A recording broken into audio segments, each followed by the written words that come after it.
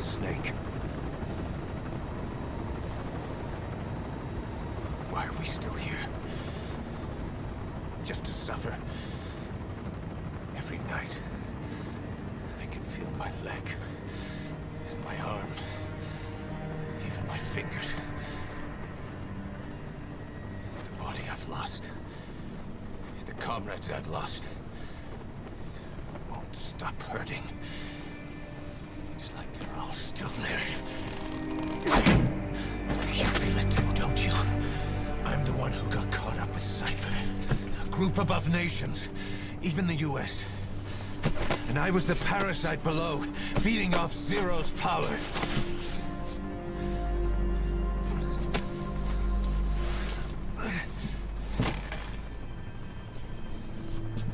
They came after you in Cyprus. Then Afghanistan. Cypher just keeps growing. Swallowing everything in its path. Getting bigger and bigger.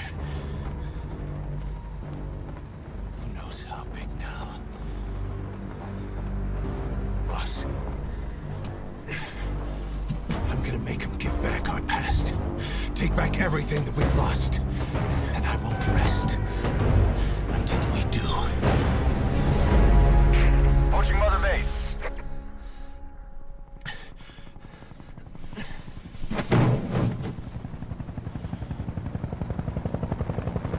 Our new Mother Base.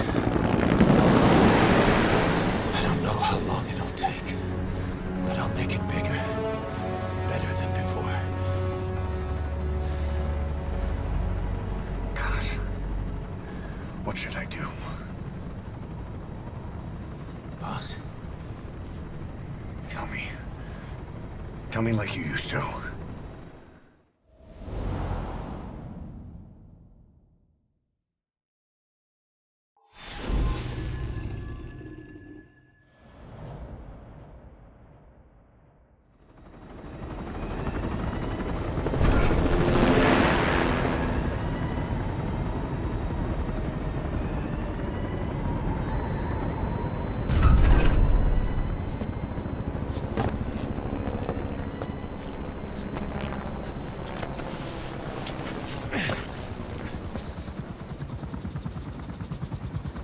things have changed, boss.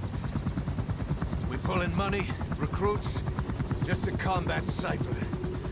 Rubbing our noses in bloody battlefield dirt. All for revenge. The world calls for wet work, and we answer. No greater good. No just cause. Cause. Cypher sent us to hell. But we're going even deeper. I know. I'm already a demon. Heaven's not my kind of place anyway.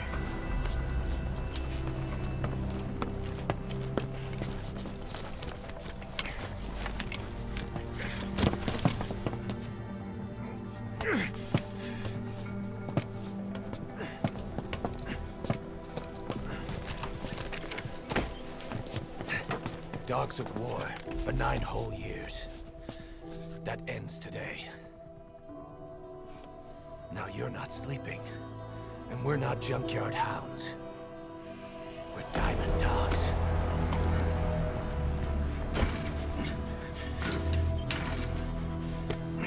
Let them talk.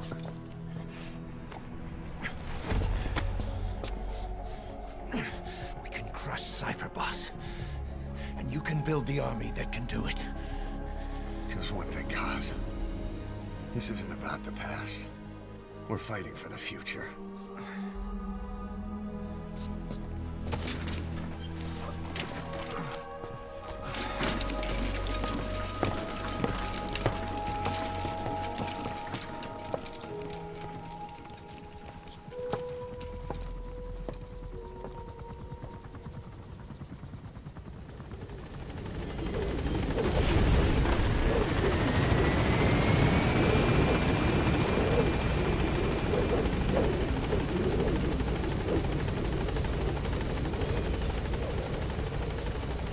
Boss, there's something I want to talk about. concerns the running of Mother Base. Come meet with me. You came. This base belongs to you now. Make Diamond Dogs the force it deserves to be. Like any organization, we need good people, and we need to make good use of their talents. Miller asked me to lay that out for you.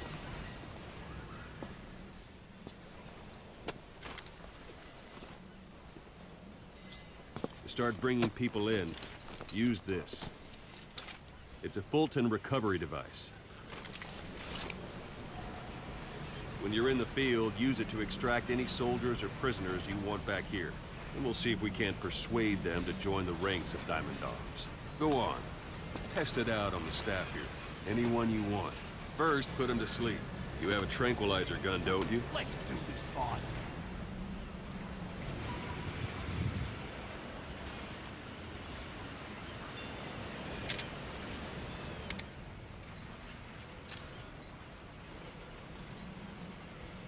First, put him to sleep.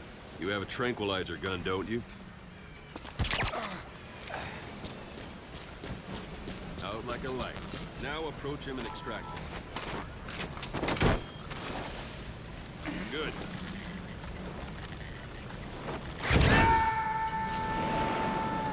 Extraction complete. You can only Fulton recover someone if they're not resisting. No dead bodies either. They don't make great recruits. The staff member you just extracted will be assigned to the team best suited to his abilities. See for yourself. Open your eye droid.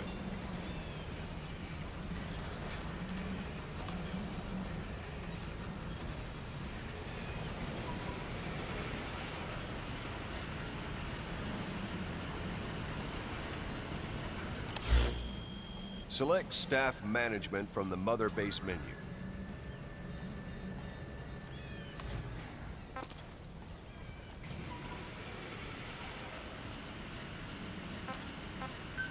So that staff member was placed on the R&D team. The R&D team is in charge of developing all kinds of weapons and items that'll support you on missions. Take a look at the development list. Select Weapons Items under the Development heading.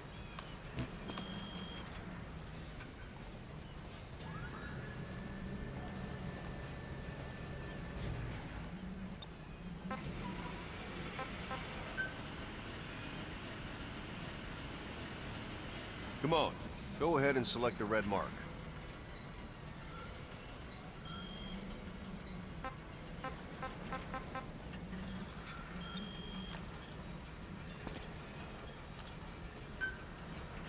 Come on.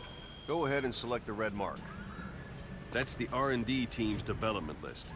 See the item called Cardboard Box? Doesn't seem much use to me, but Miller was adamant that you'd want it on the list. The last word in infiltration technology. Or so he said. In any case, we don't have the manpower to develop it just yet. We need more staff on the team. Go extract a few more people. Boss, put the iDroid away for a moment.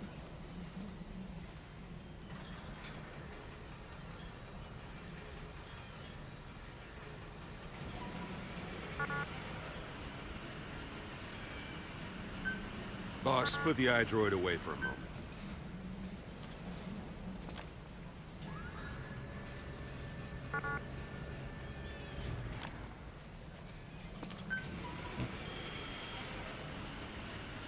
Boss, put the iDroid away for a moment.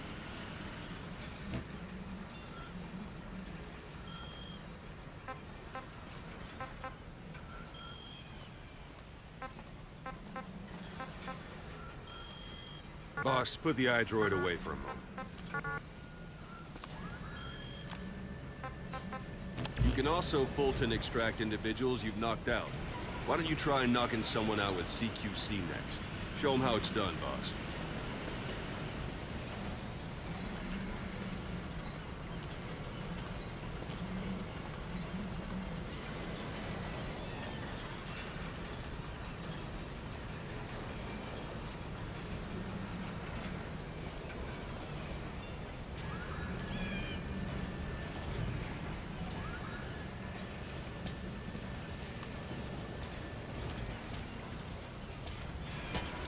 Try throwing that. This way to knock someone out instantly. I suppose that works too. Good.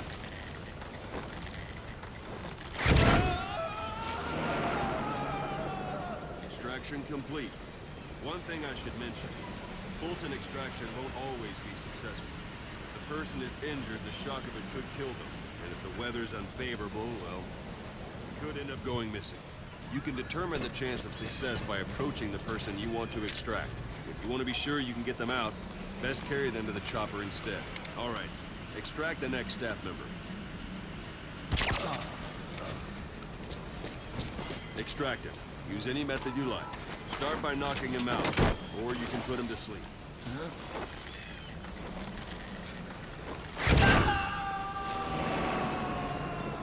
Boss, now that we have more people on the R&D team, its level has gone up.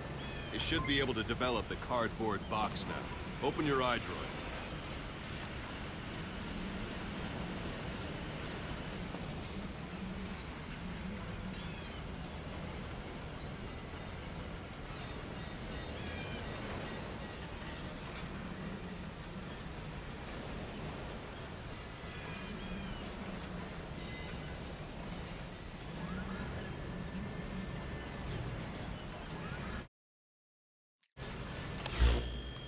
Select weapons items under the development heading.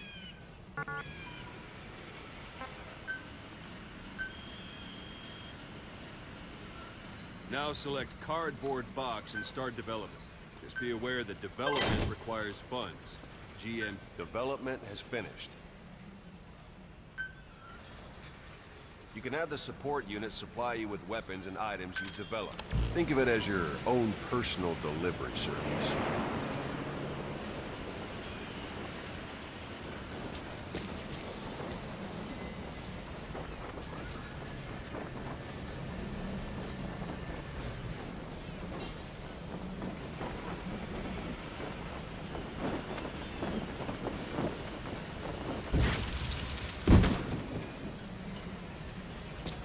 And there it is. Not sure what it's good for, but Miller said you know what to do. Try it out. One last thing. Staff members you extracted were all placed on the R&D team, but that was Miller's decision. If you think they belong somewhere else, you're free to move them around. Well, that about does it. You won't make any GMP or find recruits hanging around here. Board the chopper when you're ready for a mission.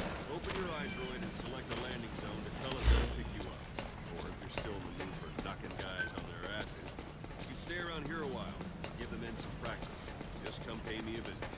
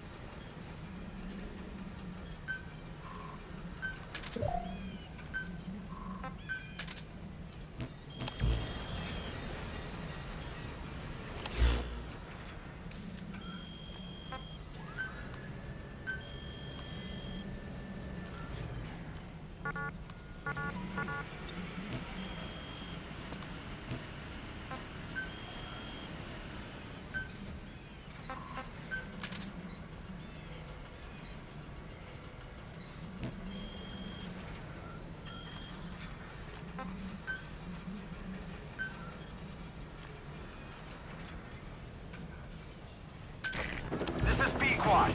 Arriving shortly at LZ. Boss, let's practice your CQC. Begin by grabbing. This is B-Quad. On station at LZ.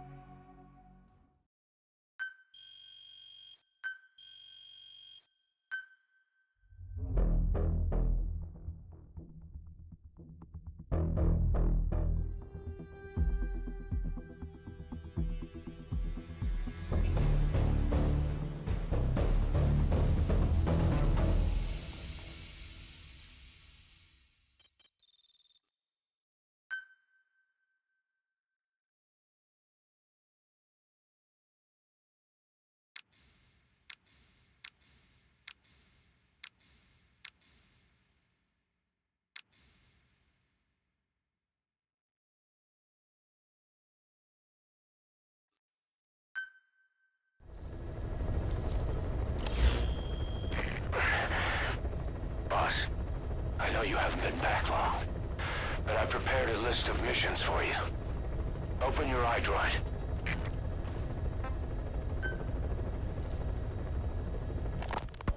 Ocelot. I hear they started calling you Shalasha. You were hospitalized in Dikelia, a British sovereign base area on Cyprus. It's part of British overseas territory that falls outside of Cypriot jurisdiction. You got moved from Cuba's Little America right into Cyprus's Little Britain. Why Dikelia? The UK and the US remain close allies. The last place Cypher would think to look for you is inside their own system. That's what kept you safe in British military hospital for 9 years. The safest place from a whale is inside its own belly. You were a regular Geppetto. Well, it wasn't Pinocchio who led me out to safety. So who was that guy? Cypher went so far as to attack British territory, burning their own ally. That's how badly they wanted you dead. He said I was in a British military hospital. But the doctor had a Greek accent. They hire locally. Easier to trust them. Dikelia is also home to Greek Cypriots, after all. What about the Turks? They haven't returned to the south. Not yet. The Cyprus dispute is still a long way from resolved. The country is just as split as it was in '74. Turkish Cypriots in the north, Greek Cypriots in the south. Between them, the Green Line, the UN established. And Dikelia sits right on top of it. It does. Part of the buffer zone between the two groups. Another reason it was the perfect place to hide you. Easy to spot any outsiders snooping around. So how do things stand? Now, last year, the Turks declared that the Turkish Republic of Northern Cyprus is an independent state, though it's only Turkey that recognizes it. In the past, the Greeks and Turks lived side by side in the same villages. There are reasons to fight. Those came from the outside. Greece, Turkey, Britain, America, they all have their own stake in pitting the two sides against each other. But once you spark something like this, it's impossible to control. Both sides build up grudges like debt, without the foresight to see that each act of revenge just fans the flames, and then it's too late for other nations to rush in with peace talks. The embers keep on smoldering. Each nation's arrogance only breeds anarchy. The world is paralyzed by this hunger for revenge. Cyprus is no different.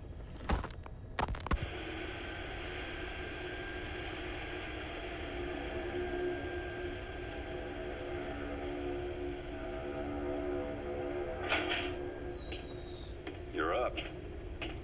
We're changing ships? We can't go sailing the Suez in a whaler. The Suez Canal. When did they reopen it? Not long after you were attacked. Once they finished sweeping it for mines after the Arab-Israeli conflict. Can you stand?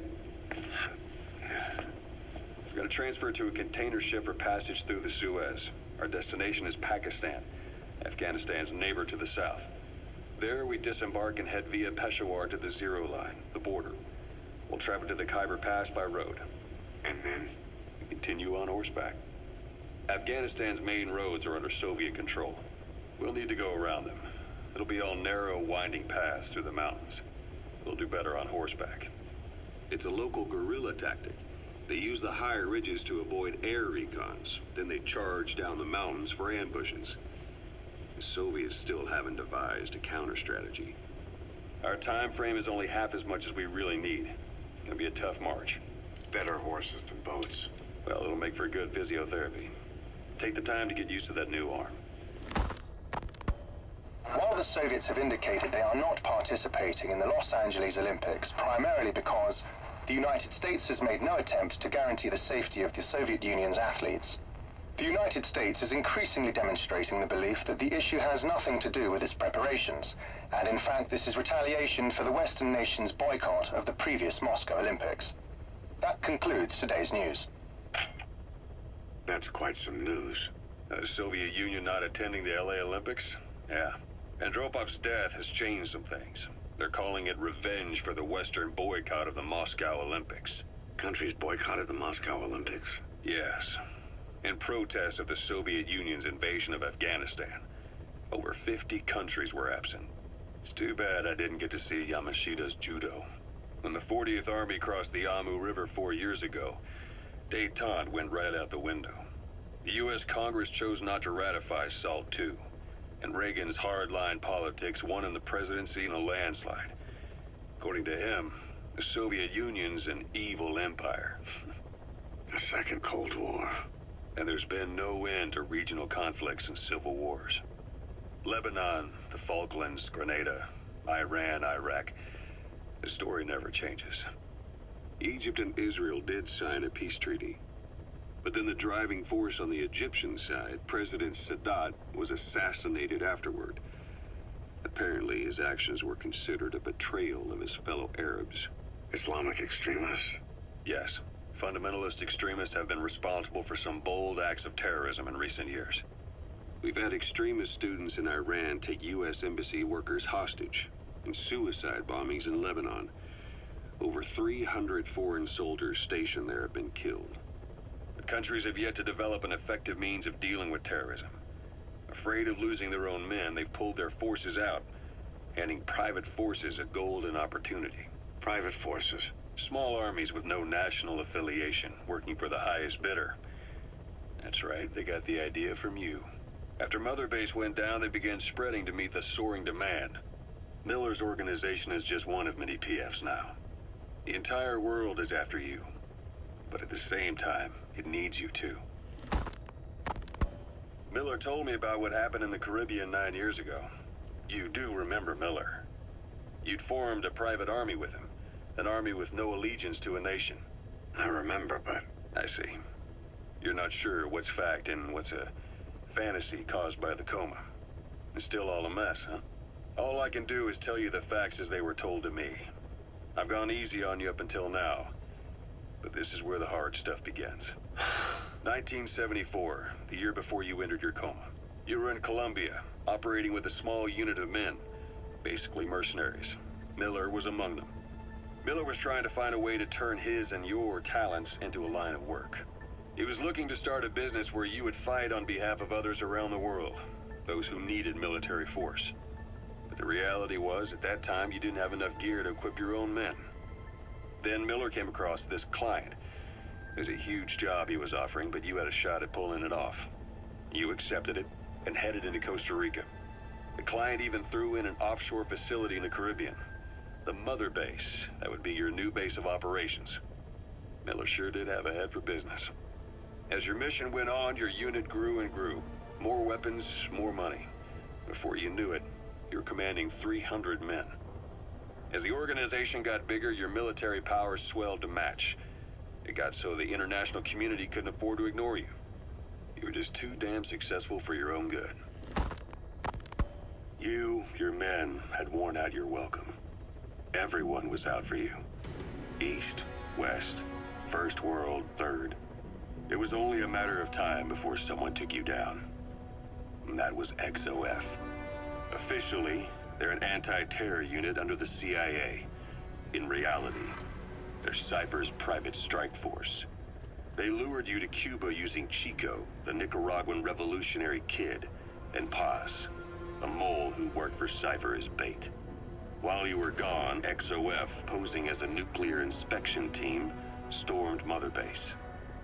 At the same time, C4 they placed on the strut legs went off. The whole thing went down in minutes. XOF. Kisses and hugs followed by a big FU. All because of Miller's blind spot. A back door into Mother Base no one suspected. You remember a certain scientist. Huey was responsible for bringing the inspection team on board, giving the enemy a perfect opportunity to hit you at home. You were returning from Cuba when it happened. Mother Base came damn close to taking you with it into the Caribbean. Those of your men out on assignment returned right away. They refused to believe the wreckage in the water they found was Mother Base. But they checked the coordinates again and again, until reality finally settled in. You were supposed to die that day. That was XOF's primary objective.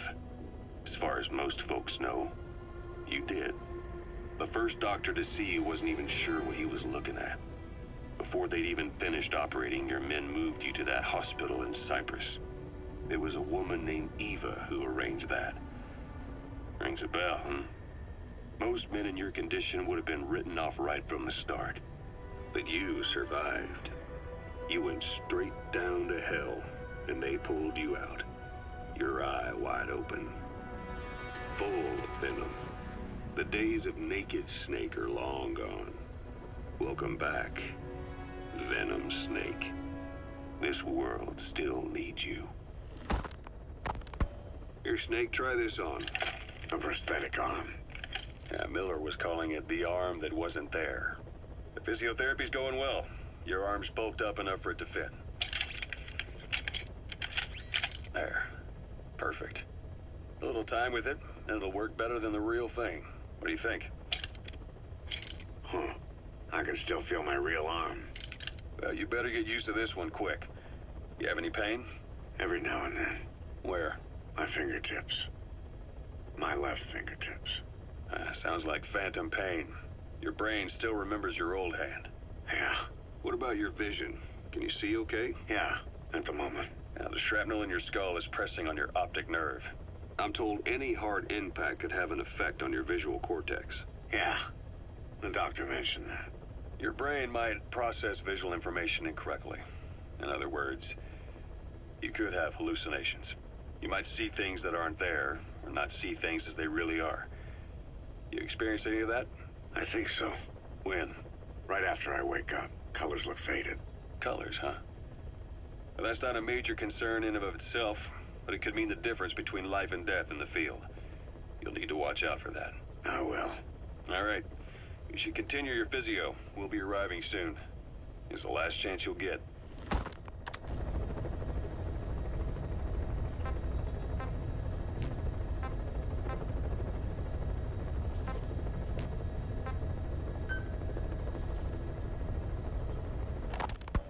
Ocelot. I hear they started calling you Shalashaska in Afghanistan. What's that about? You know the term Sharashka? It's slang for a suspicious, hastily thrown together organization. The word became associated with a type of forced labor facility in the Soviet Gulag system. OKB scientists and engineers who'd been convicted of crimes were sent to a Sharashka for forced R&D. The Sharashkas were supervised by Lavrenti Beria of the NKVD, the secret police, under the official name 4th Special Department. Forced research?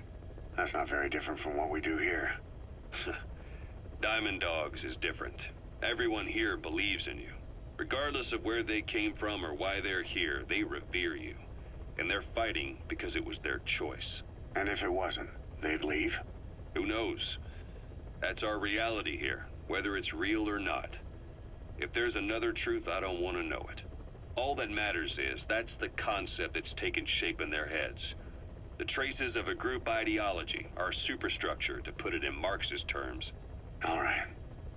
Go on. Right. So anyway, at some point the enemy started calling me Sharashka. This was after the war in Afghanistan broke out.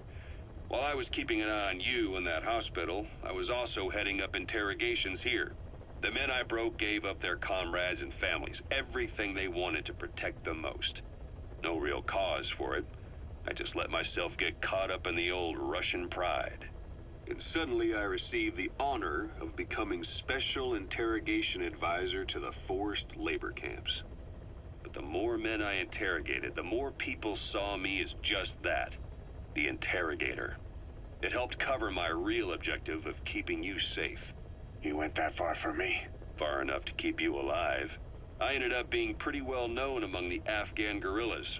Some of them would have seen me on the battlefield, and that's how I got the second half of the name. Shashka. It's a sword, a type of saber from the Caucasus.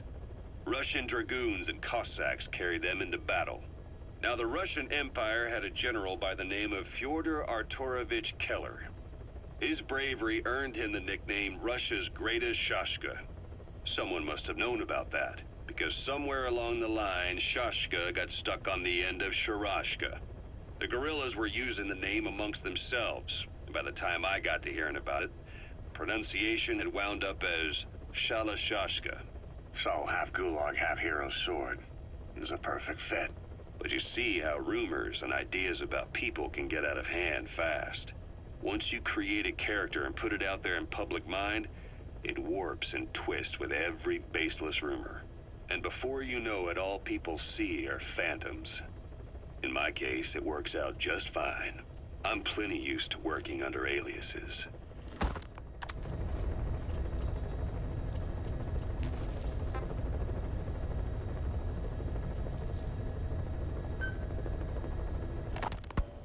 So SALT II still hasn't gone into effect. That treaty was drawn up to limit not just the size of the U.S. and Soviet Union's nuclear arsenals, but also their delivery systems. The whole deal. Just when we thought all those years of negotiations had paid off, somebody decides to invade Afghanistan. The timing couldn't have been worse. The president was in the middle of the SALT II talks back then. You mean while you were busy trying to stop Peace Walker? I heard.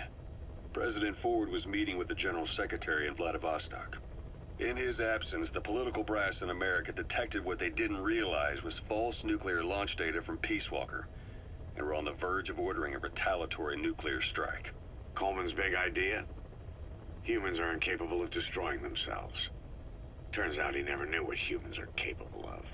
If that AI, the boss, hadn't found a way to stop the fake data transmission, they probably would have gone ahead with the launch. Deterrence was revealed as the pipe dream it was. All thanks to you. And her. The U.S.-Soviet talks looked set to fall through. What happened in Nicaragua no doubt helped trigger a change of heart. But in the end...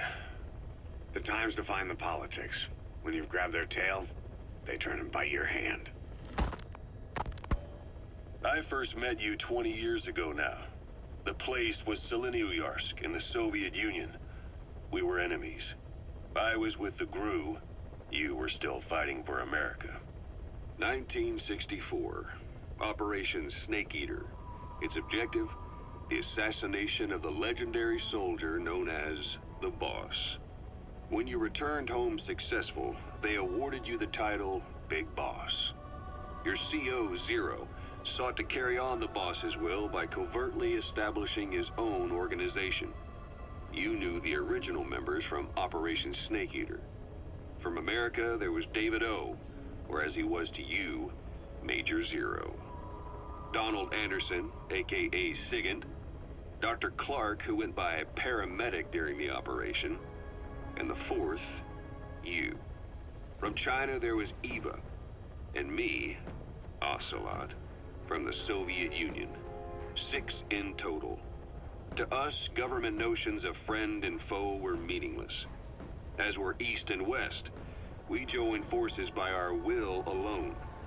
Our objective was to fulfill the boss's dying wish, to make the world one. And to do it, Zero used the Philosopher's Legacy, the secret war fund you obtained during Operation Snake Eater. This organization would go on to become Cypher. I, on the other hand, was left with the problem. You only recovered half of the legacy. I had to locate the other half myself. When I found the funds, I passed them on to Zero, just as you wanted. I still trusted him in those days. We thought what he was doing was the boss's will, until he started that one project. Les enfants terribles, Zero called it. You parted ways, as did Eva, leaving only Anderson and Clark still with him. I maintained limited contact, although truth be told, we were just keeping tabs on one another.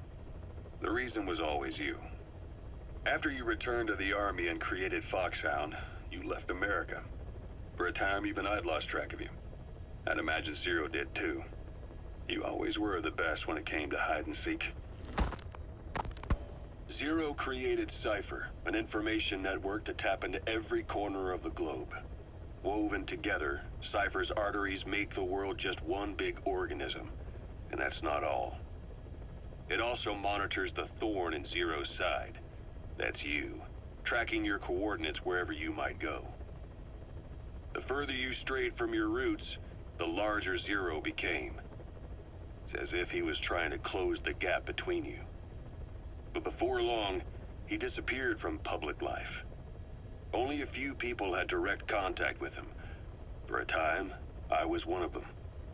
Then a year after you fell into your coma, he slipped out of sight entirely.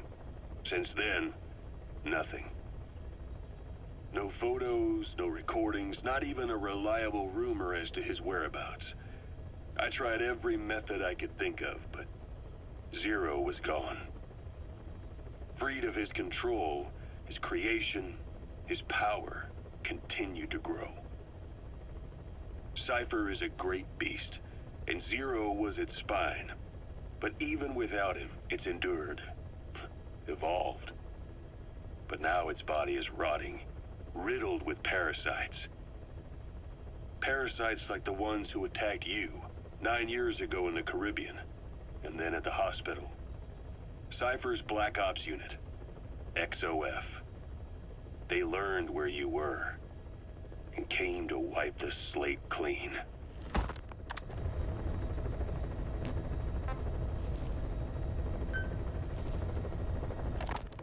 Christmas Eve, 1979. The Soviet Union rolled into Afghanistan. Muslims had revolted against the Soviet-friendly regime established the year before.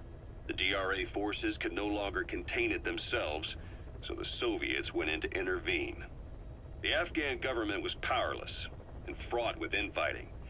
They lost the hearts and minds of the people, and that alarmed the Soviet leadership. With the Islamic Revolution happening in Iran, the Soviets felt they had to act fast or risk the spread of Islamic revivalism. A superpower, sending a motorized rifle division against men on horseback with antique rifles. Everyone thought it'd be over in an instant, only it wasn't. Some Muslims made their fight a jihad, a holy war, and began a guerrilla campaign on all fronts. A war of attrition. These fighters call themselves Mujahideen. They're being supported by the West through Pakistan. That's why Miller was involved. He was training them near the Zero Line, sponsored by the CIA. The war has become a nightmare for the Soviet troops stationed here. They thought they'd be headed home in 6 months at the most. Then a year passed. 2 years. Now here we are 4 years on with no exit in sight. Afghanistan has become the Soviet Union's Vietnam. The Soviet troops on the ground want to go home, but at least they have homes to go back to. The Afghans have lost theirs. The Soviets destroy the kishlaks, villages, wherever they can. They burn down homes and fields, fill in wells, turn pastures into minefields. It's created a mass of refugees who fled to Pakistan. If the Mujahideen are fish swimming around the villages, the Soviets will go so far as to dry out their ocean. But this has had a big price. There's bitter resentment among the Afghans, and they're taking out their anger on the soldiers on the front lines. Among the Mujahideen are the Pashtun people. They're fiercely devoted to their code of Badal, or revenge. Soviets they've captured have had their hands, feet, and noses cut off before being left to die at the side of the road, just to show their comrades what they're capable of. Friendlies who come across them can do nothing but put them out of their misery. Then they burn down another village in retaliation. And the cycle of vengeance goes on.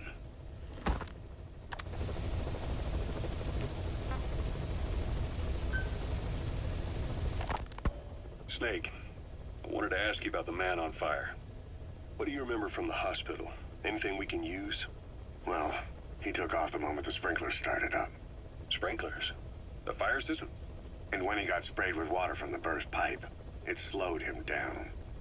When we escaped on horseback, he wouldn't cross the river either. And then it started to rain. And he disappeared. Water against fire. Is it that simple? I mean, it makes sense. It's just hard to believe it would work on a guy like that.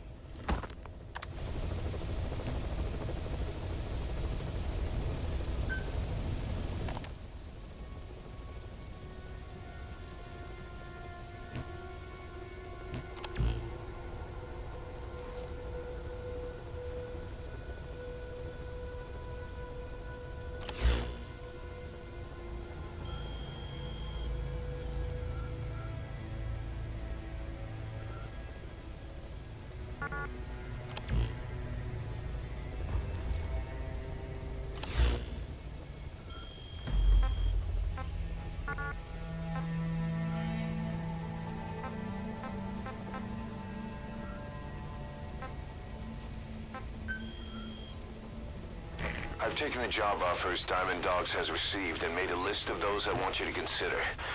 Which ones you accept is your call. The objectives of the missions I've added are prisoner rescue, facility sabotage, and high-value target elimination. Probably all a walk in the park for you, but they should help you get back on your feet. I put the mission details on a cassette tape. Refer to it if you decide to accept the mission.